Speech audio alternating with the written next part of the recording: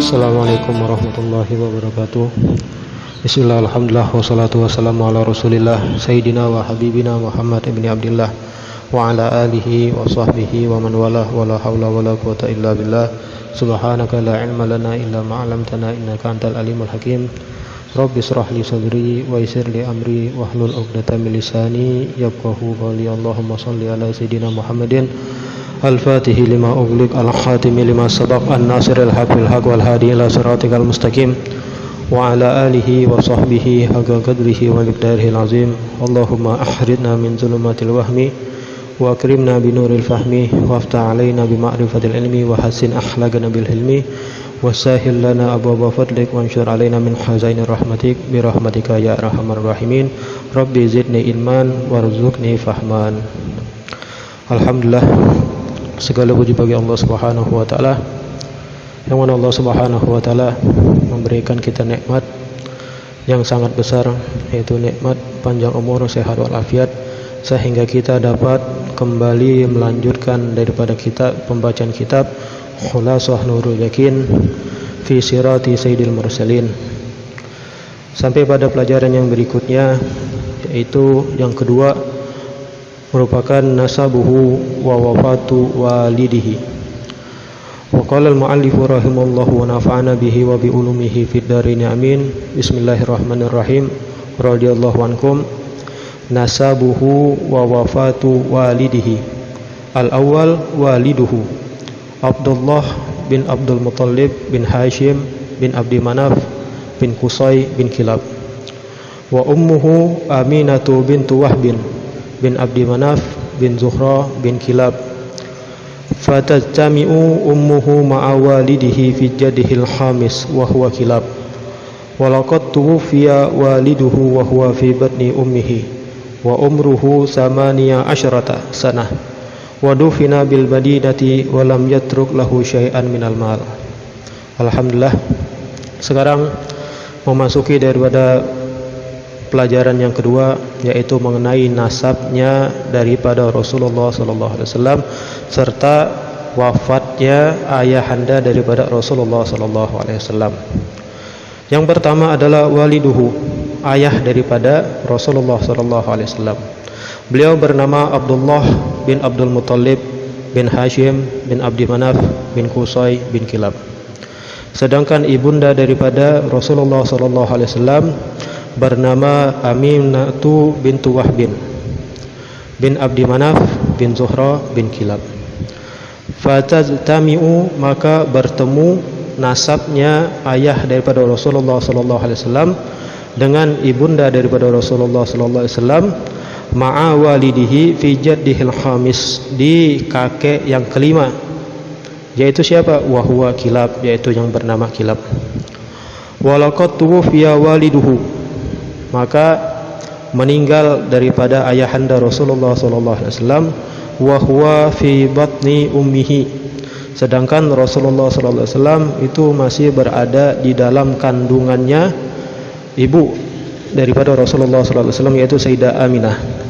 Wa umruhu, dan adapun umur Abdullah atau ayahanda daripada Rasulullah SAW ketika meninggal, umurnya sama niya asyrata sanah, yaitu kurang lebih sekitar 18 tahun. Wadufina bil Madinah, dan adapun ayahanda daripada Rasulullah SAW ini dimakamkan atau dikuburkan di kota Madinah.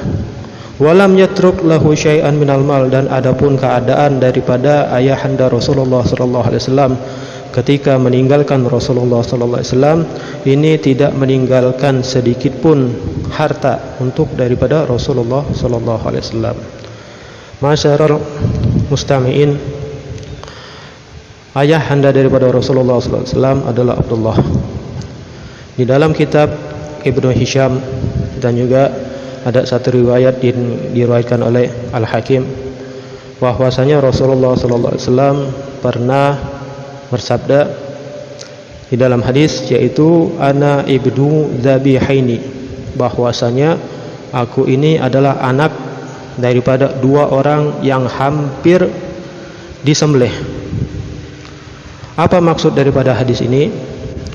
Adapun daripada maksud hadis ini, dua orang yang hampir disembelih ini adalah, yang pertama adalah Ismail, Nabi Allah Ismail alaihissalam, dan yang kedua adalah ayahanda daripada Rasulullah sallallahu alaihi wasallam, yaitu Abdullah.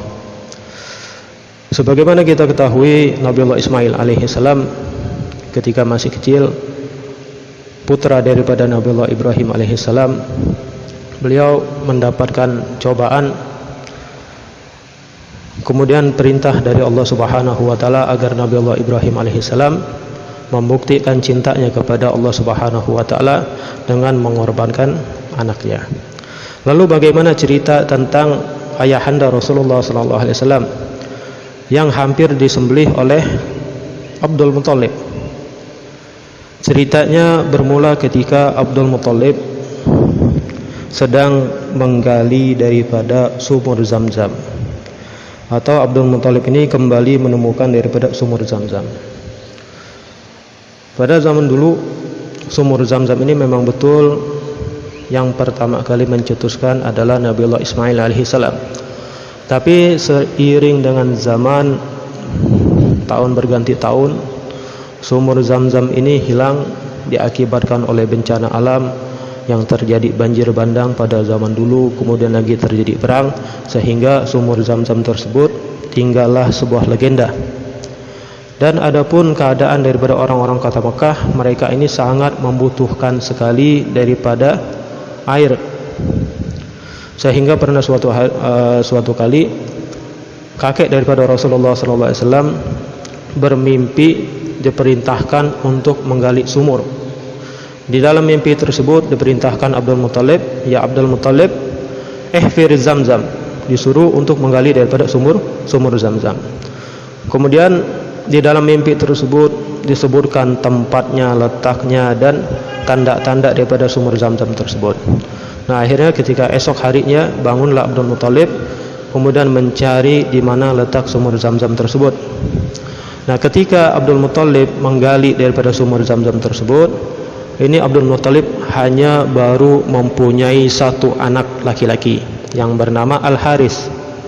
Nah, ketika Abdul Muthalib menggali daripada sumur Zamzam tersebut, Abdul Muthalib meminta kepada anak beliau yang bernama Al-Haris untuk menjaga daripada Abdul Muthalib agar tidak diganggu daripada orang-orang yang lain. Sehingga ketika Abdul Muthalib menggali, kemudian ditemukanlah kembali sumur Zamzam tersebut. Dan ternyata ketika sumur Zamzam tersebut keluar kembali, ini menjadi perebutan, diperebutkan daripada pembesar-pembesar Quraisy yang lain, sehingga terjadilah pertikaian. Nah, di dalam pertikaian tersebut ternyata Al-Haris, anaknya daripada Abdul Muthalib, tidak bisa melindungi daripada Abdul Muthalib. Nah, singkat cerita, Abdul Muthalib kemudian bernazar bahwasanya dia harus mempunyai banyak anak laki-laki. Seandainya dia tadi mempunyai 10 anak laki-laki, maka salah satunya akan dia korbankan. Nah, walhasil singkat cerita, hari berganti hari, minggu berganti minggu, semua anak-anak Abdul Muthalib banyak lahir semuanya. Sehingga Abdul Muthalib tadi dia teringat akan nazarnya, apabila dia tadi mempunyai 10 anak laki-laki, maka salah satunya akan dikorbankan.